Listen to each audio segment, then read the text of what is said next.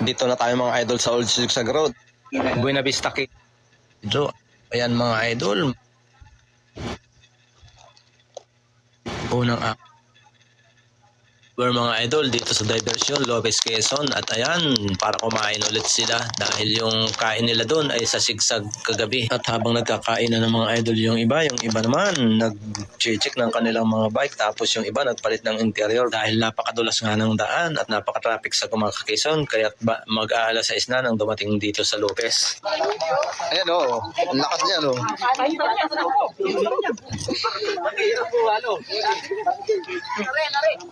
Barnidi pala. Oh, Barnidi. Baklas. Ang sarap po, century tuna ulam. Century.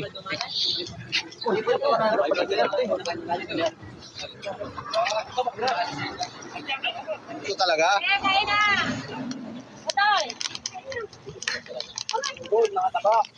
Ipay. Hello. Putos kaya. Uy, na pinaghalo. Mga idol, papunta na niyang sila.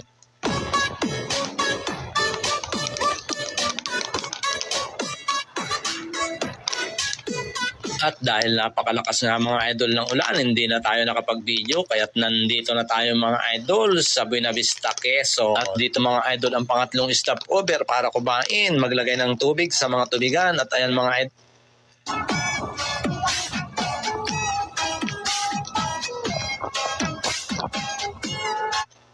Ayun na sila oh. Dahil sa sobrang lakas ng ulan kanina, di na tayo nakapag... Ito na mga idol, magsisimula na ang karera. Open road bike, bakbakan. Bangkay, Langka no touch.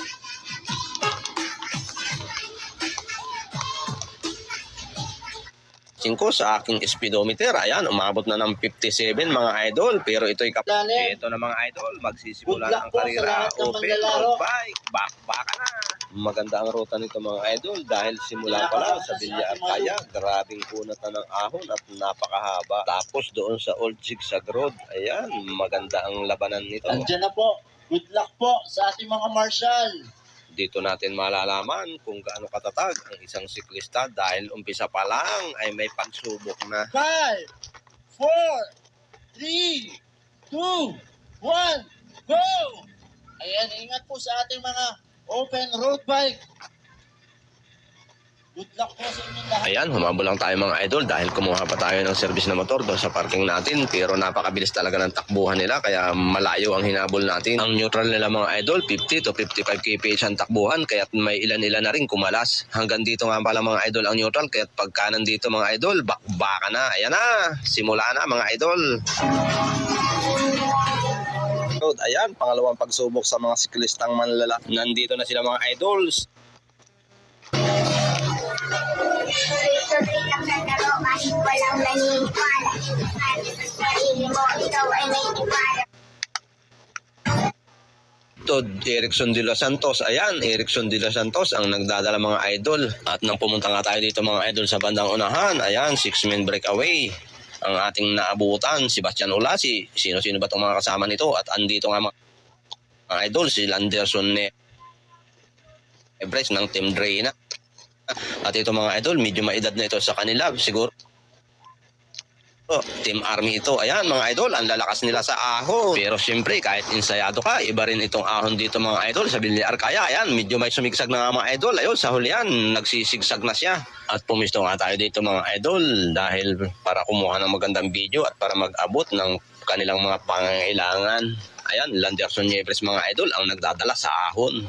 At mayroon ng bumaklas sa kanila. Ito mga idol, ayan, nagkahiwa-hiwalay na sila. Dahil napakatindi nga mga idol dito ng ahon. Ayan, Sebastian Olasi, bumabaklas na mga idol. Ayan na, kaya pa ba? Sige, kaya mo yan idol, tiis-tiis lang, napakahaba pa niyan. At ayan na nga mga idol, ang grupo nila Julius Totod, Erickson de los Santos at Joshua Caballero. Ayan, mukhang lumalapit na at kakainin na nila ang breakaway sa ahon. At nandito rin mga idol, itong si Amor, na galing pa ng Tagaytay, nakausap natin doon sa kainan at humingi pa ng ating sticker dahil napapanood daw ang ating mga video. At isang team din mga idol itong mga naka-green, white na ito at ang support nila itong nagbi-video na to, itong mga nakakotse na to. Ayan mga idol, taga mga layong lugar yan. dumayo talaga dito. At dahil napakahaba at napakatindi ng ahon mga idol, ayan si Diyos nagbubuhos na dahil nag-overheat na ito. Ayan mga idol, si Joseph Regio bumabaklas na rin. Ayan, grabe talaga ang ahon dito mga idol. Dito napakasaya. Pero sa mga siklista, dito napakahirap mga idol. Pero kayang-kaya nila yan dahil mga ensayado naman talaga yung mga yan. Kadalasan ay panisa ang nagigisukat. May mga At dito nga mga idol, naabutan na ng grupo nila Idol Julius Todd Erickson de los Santos at kasama si Amor, yung bumaklas na dalawa doon sa breakaway. At ito na nga mga idol, ang breakaway, ayan, 4 na lang sila.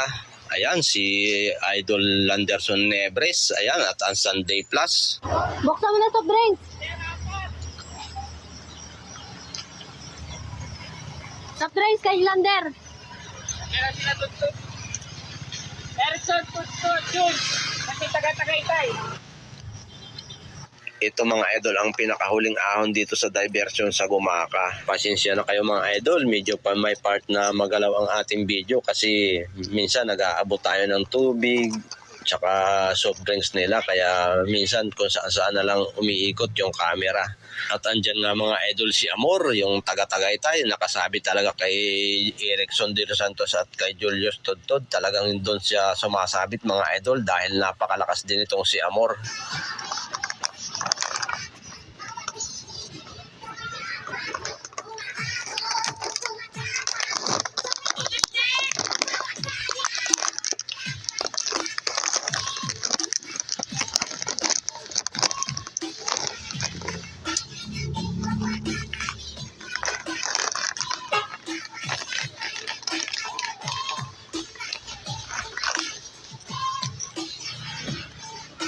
Klaro, sa putot. Nagbiyahe nga pala kami papunta. Katatapos lang mag-ensayo. Nagpapawis tayo, 70. Alam na this dahil totanit ilang una ka medyo mabababa na ang mga ahon. At dahil nahuli na naman tayo mga idol, humabol na lang. Ang naabutan nga pala natin dito, itong grupo na ito. Ayan, marami sila dito. Pero nung humabol tayo dun sa unahan, ang naabutan natin, ito, 5-bin breakaway mga idol. Julius Todd, Erickson de los Santos, Landerson Nebres, at nakasabit dito si Amor. At nakasabit din dito, sino ba ito? Si Pugo yata ito mga idol. At ito sila mga idol, palayo ng palayo sila dun sa nadaanan nating grupo na karamihan. 5-man breakaway mga idol, nagme-maintain na ang kanilang takbuhan para hindi makadikit yung nandun sa likuran. Ang kagandahan dito sa dalawang nakasabit sa Team Dre na mga idol ay pumapalit sila, itong si Amor at saka itong si Pugo mga idol. Nakikipagpalitan sila mga idol para hindi maabutan nung nandun sa likuran. At dahil lamang ang bilang ng Team Dre na mga idol dito sa breakaway, ayan, 3 nga sila dito mga idol. Wala pa silang pinaplano kung anong gagawin nila dito sa dalawa dahil nakikipagtulungan pa naman. Ang focus lang nila ay makalayo doon sa hulihan para konti na lang ang kanilang kalaban. At nandito na mga idol ang breakaway sa Pitugo, Quezon. Ayan mga idol, maintain pa rin ang kanilang takbuhan. Hindi pa sila gaanong napapagod dahil maintain nga lang ang kanilang takbuhan. Hindi katulad nung sa hulihan, sigurado bakbakan yun para makadikit dito sa unahan. At dito nga mga idol, akala ko maintain lang pero napapansin ko sa speedometer, pabilis ng pabilis ang kanilang takbuhan dahil si Idol Julius Todd ang nagdadala kaya kinakargahan niya ang kanyang mga sipa. Siguro iniisip niya mas ilayo pa doon sa hulihan ng grupo. Habang tumatagal nga mga idol, pataas ng pataas ang kanilang takbuhan at napansin ko sa aking speedometer, ayan, umabot na ng 57 mga idol, pero ito'y kapatagan. Ayan mga idol, talagang pabilis ng pabilis naman sila. Ang sarap nilang panoorin mga idol dahil napakabilis ng kanilang takbuhan. Kung susuklian lang ito nung papalit kay Julius Todd na ganyan din kabilis, naku po, napakabilis makarating sa finish line. Malapit na tayo mga idol sa Barangay Putotanin, doon liliko ng Pakanan sa may gasolinahan. Papunta naman tayo ng Unisan mga idol. Pero uuna na nga pala tayo dito mga idol dahil ang ating gasolina ay nagbiblink na. Nakalimutan ko nga pala mga idol magkarga ng gasolina kanina nung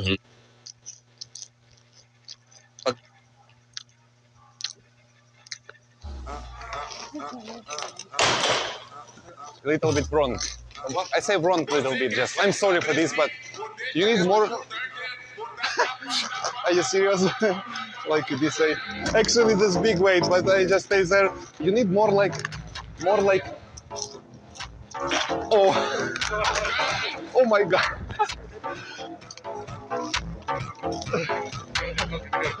No, please.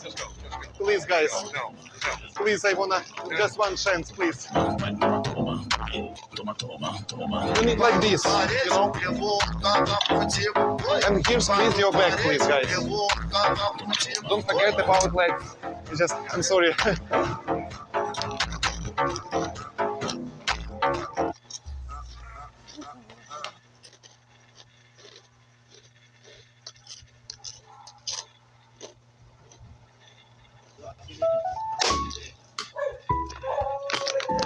Wasak na wasak.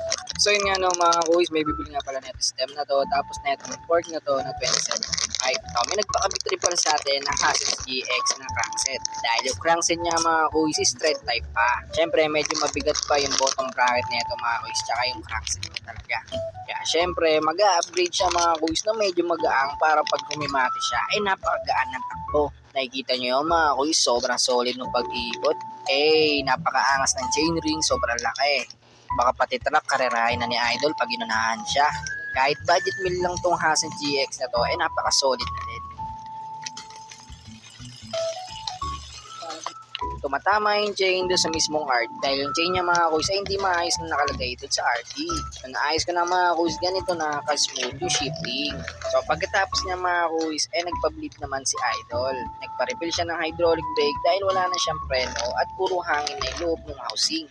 Nung na-refillan ko na nga pala mga kuys, ganito nakalakas yung preno niya.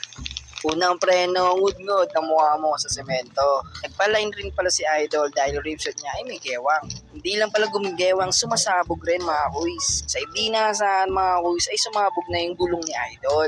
Manipis na kasi yung gulong niya sa may gilid mga kuys. Yung lagayan ng spring kaya lumabas na ito dun sa may rim. Tapos magpaputol na rin pala si Idol kaso di ko na nabidyohan. Tapos dito naman si Idol ay humabol naman siya na magpakabit ng saddle.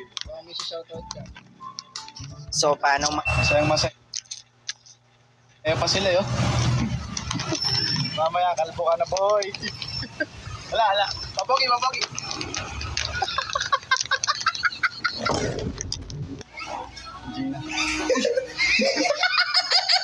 Kuya, ano po? Ano? Ganyan ba talaga yan? Oo, ganyan talaga yung pinipres craft.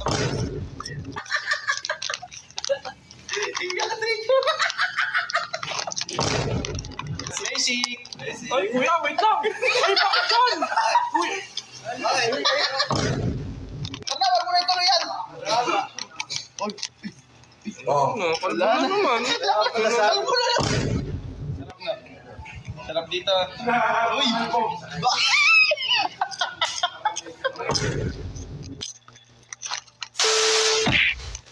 So ayun guys, at pupunta na tayo sa Pops Barbershop, yung bago nilang opening sa Bantog. Pagupit tayo. Tingnan yung mga itsura yo. Boy, gusto ko na maalis yung kulay pink ko buko. Pagka nagpagupit ako, black na ulit. Yun, para di na tayo, para yobmot na ulit. Anong black? Ano ba papagupit mo? Bawas lang. Fringe taper fade. Ayun, ikaw. Ikaw. Taper lang ako. Bao. Barbers lang si Robert. Okay na yan. Parang old model naman. Tara, punta tayo doon. Ha? Mushroom ka ba? Ako 2012 ka talaga. So, dito na kami sa Pops Barbershop. Bantog branch. Kami yata nagpapagupit.